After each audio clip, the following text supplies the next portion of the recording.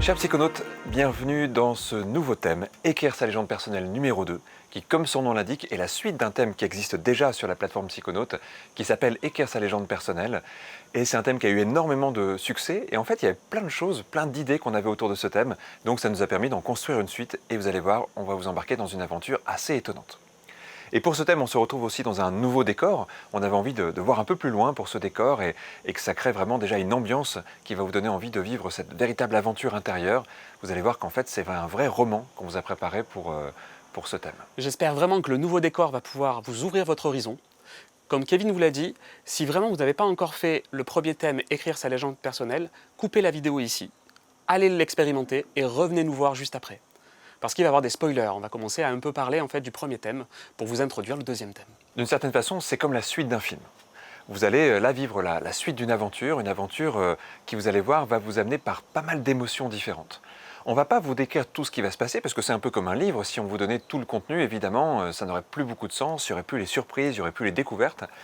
Donc peut-être, à la différence des autres thèmes où à chaque fois on vous explique bien en avance ces exercices, dans ce thème particulier, on va juste vous donner un petit peu l'ambiance, on va vous amener quelques éléments de réflexion avant de vivre les exercices, histoire de vous préparer, histoire de créer un petit peu de suspense aussi quelquefois, de façon à ce que vous puissiez vraiment vous lancer dans chaque expérience avec toute la découverte que ça peut susciter en vous. Attention spoiler. Lors de la première fois où on vous a présenté ce thème-là, écrire sa légende personnelle, finalement, ce qu'on vous avait demandé, c'était de choisir un personnage particulier. Vous avez le choix entre le guérisseur, la guérisseuse, le guerrier ou la guerrière, ou le magicien ou la magicienne. Et ce choix-là était déterminant sur la suite de l'aventure. Là, on a pris le truc un peu à l'envers. C'est pas qui vous êtes qui va déterminer ce qui va se passer, mais vos choix. Vous allez incarner un héros. Et c'est plus les choix de ce héros qui va déterminer la suite de l'aventure. Mais avant d'en arriver là, on va simplement un peu reprendre déjà pourquoi ce thème, quelle idée derrière ce thème, écrire sa légende personnelle. En fait, c'est une idée qui est toute simple et je pense qu'on peut la ressentir un peu tous dans notre vie de tous les jours. Il y a des moments où on a l'impression d'être en pleine possession de sa vie, de faire des choix, d'être aligné avec soi-même. Et puis parfois on s'égare un petit peu aussi. Parfois on est pris par les allées de la vie, par des expériences qui nous arrivent, par des priorités, par des besoins aussi qu'on peut avoir, on peut être limité par des peurs. Et il y a plein de gens qui se désincarnent un petit peu d'eux-mêmes, qui deviennent quelque part spectateurs, spectatrices de leur vie, qui se laissent un peu balloter par les événements, et parfois qui se mettent des priorités qui ne sont plus vraiment leurs priorités. Et je trouve qu'une des plus belles choses qu'on peut offrir à un être humain, c'est la capacité à reprendre les rênes de sa vie, à se réintégrer dans qui il est, à revenir dans son corps, à revenir dans ses valeurs, à revenir dans ses décisions. En fait, à remettre du sens, quelque part. Dans le premier thème, ce sens, il avait été trouvé déjà en se connectant à l'énergie qui nous correspond, que Bruno vient de parler de ces 3 grandes énergies qu'on avait proposées, et même la communauté avait proposé d'autres archétypes possibles autour de ça. Et il y avait aussi une histoire de némésis, c'est-à-dire quelque chose qui s'oppose à nous, quelque chose qui devient un peu le méchant de l'histoire, mais qui nous fait grandir d'une certaine façon. Ça, c'était dans la première partie de la légende personnelle. Je pense que tous ceux qui l'ont vécu ont ressenti comment, tout d'un coup, cette force d'opposition incarnée par la némésis était une occasion de se retrouver quelque part, d'aller chercher des ressources incroyables à l'intérieur de soi. Et au fil des différents chapitres, on était allé construire ses possibilités, construire ses ressources, construire ses qualités, pour atteindre cette capacité à devenir son propre héros, quelque part. Là, on va suivre un principe qui est un petit peu similaire, c'est-à-dire que vous allez incarner un personnage qui va vivre des aventures, qui va vivre une certaine adversité, d'une manière très différente, vous allez voir, du premier thème. Mais cette adversité, elle va être quelquefois un petit peu questionnante, peut-être même bouleversante. Et elle va vous amener à des questions qui vont créer des prises de conscience, qui vont, on l'espère, créer des prises de décision aussi, et qui vont vous remettre dans la possibilité d'incarner votre énergie première, c'est-à-dire votre première intention même, on pourrait dire. Pour moi, c'est un peu l'idée du livre dont vous êtes le héros. Alors peut-être que certains d'entre vous connaissent ce fonctionnement de livre. En fait, c'est un livre, il commence à peu près comme tous les livres, sauf qu'à la fin du livre, on nous propose des choix. Et selon le choix qu'on fait, on va aller à une page particulière et donc on déroule une histoire particulière. Donc moi, l'idée de la légende personnelle est issue un peu de ça, ça ressemble à ça pour moi.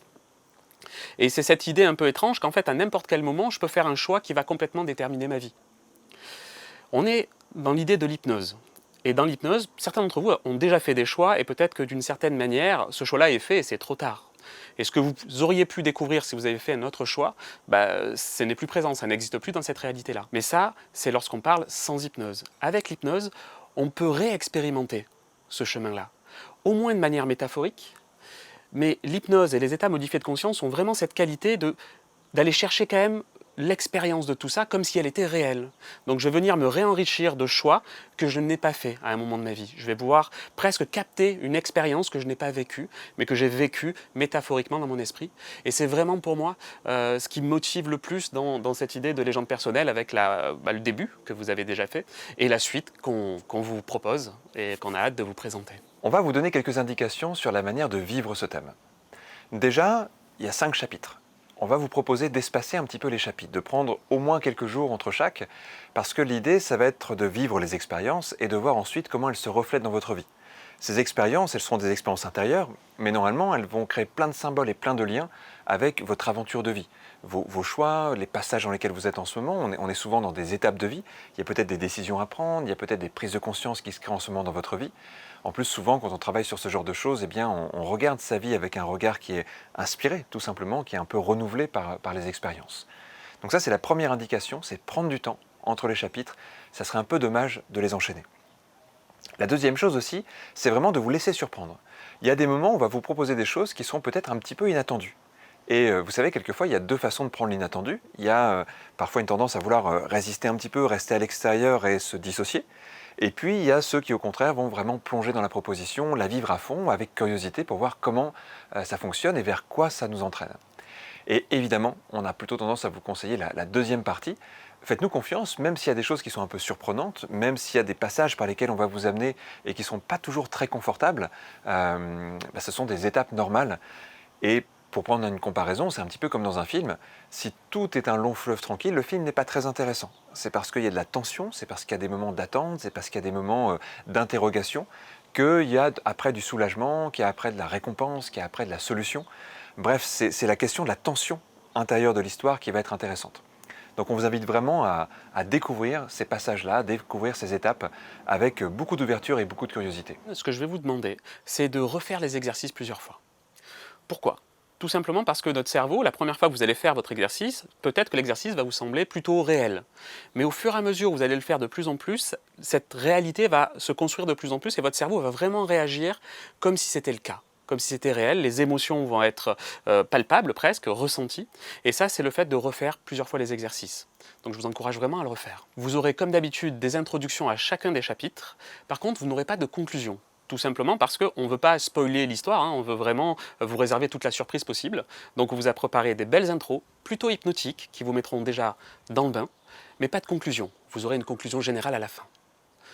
Lorsque vous serez prêt, ça sera le moment d'attacher votre ceinture, et c'est parti pour le voyage.